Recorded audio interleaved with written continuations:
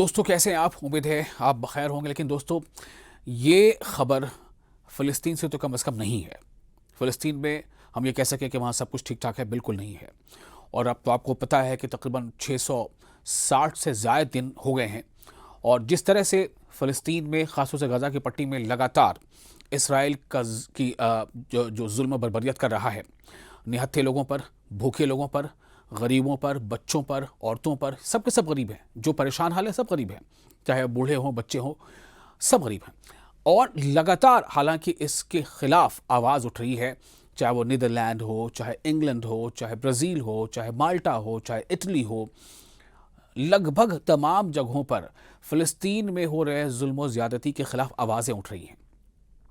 लेकिन इन सब के बावजूद जो ताज़ा खबर है गज़ा की पट्टी से, वो खबर यही है कि ताज़ा इसराइली हमले में 80 के करीब, 80 की, जी हाँ 80 के करीब फ़लस्तीनी या गज़ा के शहरी मारे गए हैं। अब आप सोचिए कि क्या हालात हैं। हालात इतने ख़तरनाक और इतने नागुफ्ता बे हैं कि बयां नहीं किया जा सकता। एक तरफ जो आईडीएफ के जो सोल्जर्स हैं, उनको जो हमास के लड़ाके उनसे उनका सामना हो रहा है, उसमें हमास के लड़ाके कई बार भारी पड़ रहे हैं। कई बार उन्होंने कई आईडीएफ सोल्जर्स को बंधक भी बना लिया, मारा भी है।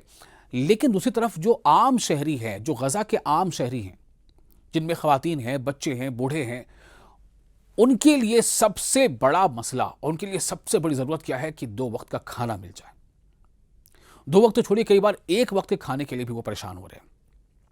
6 से 7, 8, 10 किलोमीटर पैदल उनको चलकर जाना पड़ता है उस जगह पर जहां पर उनको उम्मीद होती है कि वहां खाना मिल सकता है। लेकिन जब वहां पहुंचते हैं तो कुछ न कुछ ऐसे हालात बन जाते हैं कि कई बार उन्हें गोलियों का निशाना पड़ना पड़ता है। और लेने गए थे वो खाना, लेकिन उन्हें गोलियां खानी पड़ती है, उनकी जानें चली जाती हैं। कई ऐसे वाक़े हैं। आपने उस बच्चे आमिर की कहानी सुनी होगी कि कैसे एक नन्हा आमिर काफ़ी मुश्किल से वहाँ तक पहुँचता है।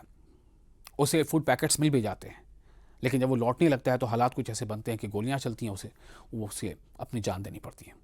तो इन सब हालात के बीच हज़ारों फ़लस्तीनियों ने इतवार के रोज़ से मगरबी किनारे के शहरों और कस्बों में मुजाहरे और एहतजाजी मुजाहरे किए हैं, ताकि गज़ा की पट्टी में जंग और ग़िज़ाई क़िल्लत को रोकने के लिए आलमी बिरादरी से फौरी कार्रवाई की अपील की जा सके। आपको पता है, अमेरिका के जो एक ख़ास एम्बेसडर हैं, विक्टॉफ जो है, वो उन्होंने दौरा किया है। एक बार फिर ऐसी खबर है कि एक बार दोबारा वो दौरा करेंगे। लेकिन क्या वाकई विटकॉफ वो दौरा कर पा रहे हैं? स्टीव विटकॉफ क्या ज़मीनी हालात को महसूस कर पा रहे हैं? क्या स्टीव विटकॉफ और साथ ही साथ जो एम्बेसडर हैं इसराइल में अमेरिका के, वो उन दोनों का दौरा जो होना है, क्या वो महसूस कर रहे हैं कि वहाँ हालात कैसे हैं? क्या वो महसूस कर रहे हैं कि वहाँ अक्सर बच्चों का जो वज़न है, अगर किसी बच्चे का वज़न मान लीजिए कि 35 किलो था तो उसका वज़न 20 किलो रह गया है। किसी बच्चे का वज़न अगर 30 किलो था तो उसका वज़न 12 से 14 किलो होकर रह गया है, क्योंकि वो ग़िज़ाइयत से महरूम हो रहे हैं, उन्हें खाना नहीं मिल पा रहा है। और कई बच्चों की मौत भी हो रही है, भूख से मौत हो रही है। ज़रा सोचिए, 21वीं सदी में हम जी रहे हैं। हम ऐसी सदी में जी रहे हैं जहाँ पर खाने पीने की फरागत है। आप ज़रा आप अपने आसपास नज़र डालें और सोचें कि आप क्या क्या नहीं खाते हैं, क्या क्या नहीं सोचते हैं। कितनी ऐसी लिस्ट है, चाहे वो डेजर्ट मेन्यू हो, चाहे वो कुछ और। लेकिन आप सोचिए कि ग़िज़ा की किल्लत से गज़ा के बच्चे दम तोड़ रहे हैं। आखिर ऐसे क्या हालात हैं? किससे लड़ रहे हैं? इसराइली लड़ किससे रहे हैं? इसराइली किस पर हमला कर रहे हैं? इसराइल के लिए दुश्मन कौन? ये बच्चे हैं जिनकी उम्र 5 साल, 7 साल, 10 साल, 12 साल है। क्या ये दुश्मन इसराइल के? इसीलिए वहाँ मुजाहरे हो रहे हैं, फ़लस्तीन में मुजाहरे हो रहे हैं। और मुजाहरे गज़ा और कैदियों की हिमायत में कौमी और बैनुल-अक़वामी दिन से पहले शुरू किए गए थे, जो इतवार को हुए। पैगाम क्या था कि एक बैनुल-अक़वामी यकजहती, यानी इंटरनेशनल जो सॉलिडारिटी, यकजहती की तहरीक, दुनिया भर में एक मुत्तहिद महाज, कब्ज़े को ख़त्म करने, गज़ा में जंग को रोकने, इमदादी और इंसानी इमदाद के फौरी दाखिले की इजाज़त देने। आप सोचें, सैकड़ों हज़ारों ट्रक, उन्हें गज़ा के अंदर दाखिल नहीं होने दिया जा रहा है।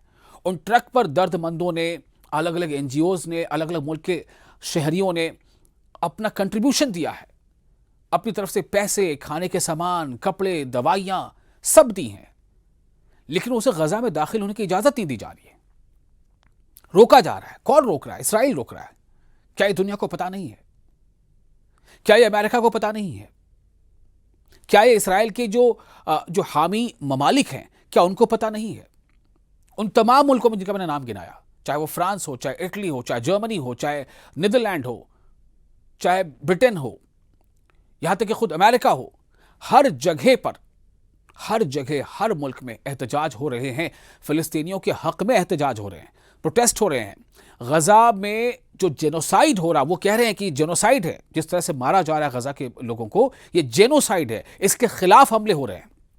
बड़े बड़े जो आर्टिस्ट हैं, जो म्यूजिशियंस हैं, जो सिंगर्स हैं, वो अपने बैनर पर, अपने मंच पर स्टॉप जेनोसाइड का पोस्टर लहरा रहे हैं। सबको पता है, सब ने अपने तौर पर कोशिशें की हैं।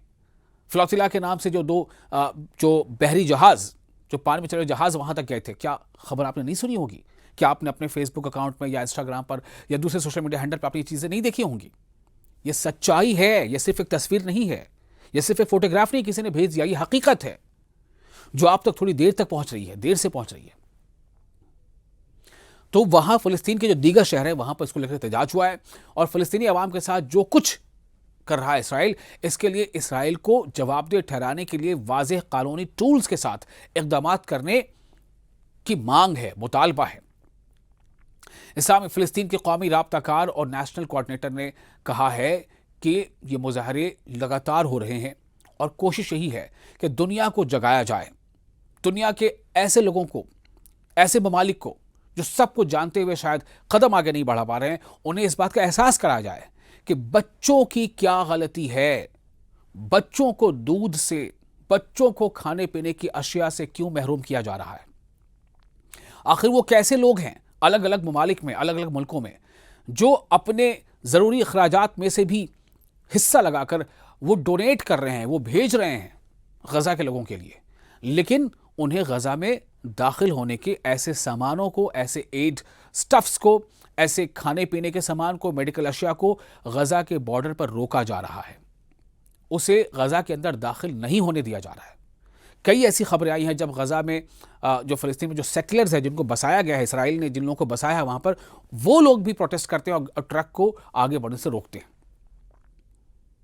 क्या ये सब कुछ डबल स्टैंडर्ड नहीं है? जरा सोचिएगा, दुनिया के सामने कहना कुछ और अमल कुछ। इंसानियत के हक में आवाज उठाने वाले इदारे, ऐसे ममालिक, ऐसे मुल्क, ऐसी कंट्रीज, ह्यूमन राइट्स की बात करने वाले इदारे, ऑर्गेनाइजेशंस, ऐसे मुल्क, ऐसे लीडर्स, क्या उन तक ये बात नहीं पहुंच रही? लेकिन मायूसी की भी बात नहीं है। एक के बाद एक कई ऐसे ममालिक हैं जिन्होंने ये कह दिया है कि हम इसराइल को इस बात के लिए मजबूर करेंगे कि वो 2 स्टेट थ्योरी पर अमल करे। अभी अगले महीने यानी सितंबर में जब यूएन का इजलास होने वाला है, उस इजलास में फ्रांस ने कहा है कि हम इस बात का ऐलान करेंगे कि फिलिस्तीन को वो एक स्टेट के तौर पर तस्लीम करना चाहता है। फिनलैंड में भी इस तरह की बातें हो रही हैं, माल्टा में इस तरह की बातें हो रही हैं। स्लोवेनिया ने तो बाकायदा इसराइल के साथ जो उनका आर्म्स ट्रेड था उस पर बैन लगा दिया है। ब्राजील और कई ऐसे दूसरे ममालिक हैं जिन्होंने कोल यानी कोयले की जो शिपमेंट है उसे रोक दी है। यानी कि वहां के लोगों में, अलग अलग ममालिक के, अलग अलग मुल्कों के लोगों में जो इसको लेकर के अब खबरें पहुंच रही हैं, बेदारी आ रही है, तो उसका दबाव पड़ रहा है मुल्कों पर। और इसीलिए ब्रिटेन यानी ग्रेट ब्रिटेन, बरतानिया, ब्रिटेन ने भी कहा है कि वो सितंबर में जो यूएन का इजलास होने वाला है उसमें फिलिस्तीन को तस्लीम करने के बारे में ऐलान कर सकता है, जब तक कि इसराइल जो है ये तमाम जो फौजी कार्रवाई वो रोक न दे। हालात ये हैं। तो बहुत सारे मुल्कों में और बहुत सारे आम लोग इसको लेकर, गजा में जो हो रहा है, जिस तरह का वहां कत्लेआम मचा हुआ है, जिस तरह कत्लेआम वहां किया जा रहा है, लोगों को भूखा रखा जा रहा है, बताया जा रहा है कि ये तो बिल्कुल नाजी के दौर से भी ज्यादा बुरा हॉलोकॉस्ट है। भूखा मारना एक नया हथियार, और भूखे लोगों को ये बताना कि आप फलां जगह जाओ, वहां आपको खाना मिल सकता है। और जब वो वहां पहुंचे तो वहां पर जाहिर सी बात है कि जब भूखे लोग पहुंचेंगे तो भाई इस कोशिश में कि पहले हमें मिले, थोड़ी भी अगर वहां पर कुछ हालात बिगड़ते हैं तो वहां पर फायरिंग कर दी जाती है। इस्राएली फौजी गोलियां चला देते हैं उन भूखे लोगों पर, और वो लोग जो खाना लेने पहुंचे थे उनकी चीखें वहां सुनाई देती हैं, उनकी जानें चली जाती हैं। ये हो रहा है। तो जो मुजाहरे फ़िलिस्तीन में हो रहे हैं, मुजाहरों में गजा की पट्टी के 20 लाख बाशिंदों के खिलाफ जारी जंग को मुस्तरद करने और स्टारवेशन यानी फाका कशी की पॉलिसी, इसराइली जेलों में कैदियों के खिलाफ वर्जियां जो हो रही हैं, कैदियों को जिस तरह से वहां टॉर्चर किया जा रहा है इसराइली जेलों में, उसके खिलाफ, और अब पूरे मगरबी किनारे में वसी पैमाने पर और जारी आबादकारी की पॉलिसी यानी कि लगातार आबाद किया जाना और कैंपों की तबाही और मसमारी और घरों को गिराना, बुलडोज करना, वो लोग जो वहाँ बरसों से रह रहे थे फ़लस्तीनी, उनके मकानों को गिरा देना, उनके मकीनों के नकल मकान उनको वहाँ से हटा देना, उनको वहाँ से छोड़ के जाने मजबूर करना, इन सब के खिलाफ वहाँ मुजाहरे हो रहे हैं। फ़लस्तीनी कैदियों और रिहाई पाने वाले कैदियों की उमूर की निगरानी के लिए आला कमेटी जो है, मुंतज़मीन जो एडमिनिस्ट्रेटर्स हैं और शुरका का कहना था कि वो अपने पुरअमन मुजाहरे जारी रखेंगे और उस वक्त तक अपनी आवाज़ बुलंद करेंगे जब तक दुनिया फ़लस्तीनी अवाम के लिए इंसाफ के हसूल के लिए इक़दामात नहीं करती। इन सरगर्मियों से कई पैगामात हैं जो कि फ़लस्तीनी अवाम की हिमायत में, गज़ा हो या मगरबी किनारे वेस्ट बैंक, मगरबी किनारा या गज़ा, उसमें भूख, कत्ल गारत, बमबारी, मुहासरा और इसराइली फ़ौज जो कुछ भी कर रही है उसकी हिमायत में मगरबी किनारे के तमाम शहरों, तारकीन वतन और दुनिया के मुख्तलिफ ममालिक में फैल चुके हैं कि ये बंद होना चाहिए। ये हुजूम ये कहने के लिए निकले हैं कि बहुत हो गया, बहुत हो गया। इस्लामी ममालिक की खामोशी और मुख्तलिफ ममालिक की खामोशी के साथ हमारी खामोशी काफ़ी है। वो लोग जो फ़लस्तीन, मगरबी किनारे और गज़ा में भूख से मर रहे हैं, बहुत हो गया, अब अपनी आवाज़ बुलंद करें। और ये गज़ा में जो भूख से लोग मारे जा रहे हैं, उन पर गोलियां चलाई जा रही हैं, इन सबको बंद किया जाए। ये तमाम अपील वहाँ पर लोग कर रहे हैं। अब सवाल ये पैदा होता है कि आखिर इस ऐसी दुनिया में, जबकि सोशल मीडिया का ज़माना है, जबकि इंफॉर्मेशन जो टेक्नोलॉजी वो बूम पर है, हर एक खबर यहाँ से वहाँ फ़ौरन पहुँच जाती है, तो क्या ऐसे लोगों तक ये खबर नहीं पहुँच रही है कि हालात क्या हैं और गज़ा में किस तरह के हालात बन रहे हैं और इस हालात में क्या होना चाहिए? एक उम्मीद बाकी है, चूँकि लोग इसको लेकर के काफ़ी मुतहर्रिक हो गए हैं और ये लोगों का दबाव है कि उनकी हुकूमतें, उनके मुल्क की हुकूमतें, उनके लीडर्स भी अब इस बात को सोचने में मजबूर हुए हैं कि गज़ा में जो वहाँ पर जो जुल्म बर्बरियत हो रही है उसे ख़त्म होना चाहिए।